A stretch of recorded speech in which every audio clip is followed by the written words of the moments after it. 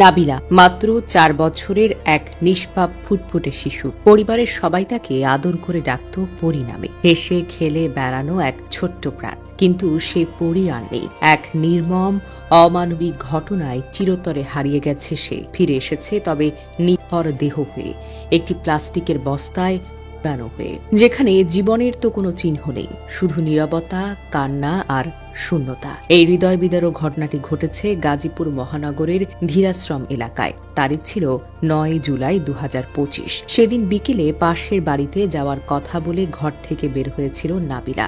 তারপর আর কোনো খোঁজ মেলেনি। সময় কেটেছে, অপেক্ষা, উদ্বেগ, টানা ৫টা দিন পেরিয়ে গেছে। মায়ের চোখে কোনো ঘুম নেই, বাবার বুকটা ভারী হয়ে আছে হাজারো রকমের কল্পনায়। এই ৫ দিন ধরে মা খাদিজা বেগম দিশেহারা হয়ে খুঁজেছেন মেয়েকে। পাড়ার প্রতিটা গলি, দোকান, মার্কেট, সব জায়গায় খুঁজেছেন। সিএনজি ভাড়া করে এলাকায় মাইকিং করেছেন বারবার। বাড়ি বাড়ি গিয়ে কান্না ভেজা কণ্ঠে একটাই অনুরোধ, আমার মেয়েটাকে কেউ দেখে থাকলে দয়া করে খবর দিন। তিনি সংবাদ বিজ্ঞপ্তি দিয়েছেন, সোশ্যাল মিডিয়ায় ছড়িয়ে দিয়েছেন নাবিলার ছবি। হারিয়ে গেছে, পুরস্কার দেওয়া হবে, এমন সব ঘোষণা ছাপিয়েছেন। কিন্তু তবুও পরীর তো কোনো খোঁজ পাওয়া গেল না।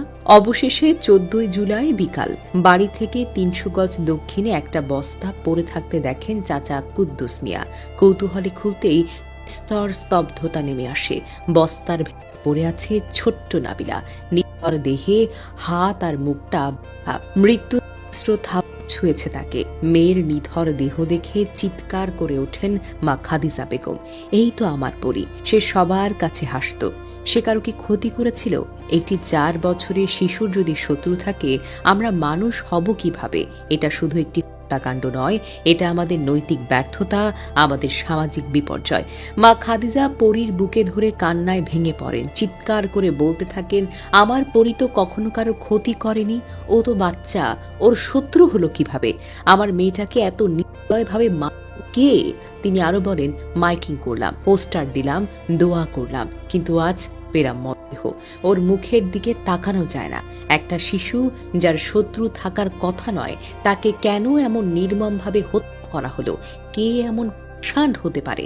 আমরা সমাজ হিসেবে কোথায় দাঁড়াচ্ছি? শিশুরাও আজ নিরাপদ নয়। আমরা এই ঘটনার দ্রুত বিচার চাই। আমরা চাই এই অপরাধী যেই হোক না কেন, তার কঠোর থেকে কঠোরতম শাস্তি দেওয়া হোক। আর যেন কোনো নাবিলা, আর যেন কোনো পরী হারিয়ে না যায়। গাজীপুর সদর মেট্রো থানার ভারপ্রাপ্ত কর্মকর্তা মেহেদী হাসান জানান, মরদেহ উদ্ধার করে ময়না তদন্তের জন্য শহীদ তাজউদ্দিন আহমেদ মেডিকেল কলেজ হাসপাতালে পাঠানো হয়েছে। এটি একটি পরিকল্পিত হত্যাকাণ্ড বলে মনে করা হচ্ছে। আমরা তদন্ত করে অপরাধীকে শনাক্ত করার চেষ্টা করছি। পরী এখন আর নেই, তবে তার জন্য কান্না আছে, প্রশ্ন আছে, বেদনা আছে, যেটা গুমরে কাঁদবে প্রতিটি বিবেকবান মানুষের হৃদয়ে। আমরা হারিয়েছি এক শিশুকে, কিন্তু হারিয়ে ফেলব না আমাদের মানবতা আর সেই মানুষটিকে যে পরীর প্রাণ কেড়ে নিয়েছে। তাকে খুঁজে বের করব আমরা, অন্যথায় আমরা সবাই দায়ী একটি অবুঝ শিশুর মৃত্যুর জন্য।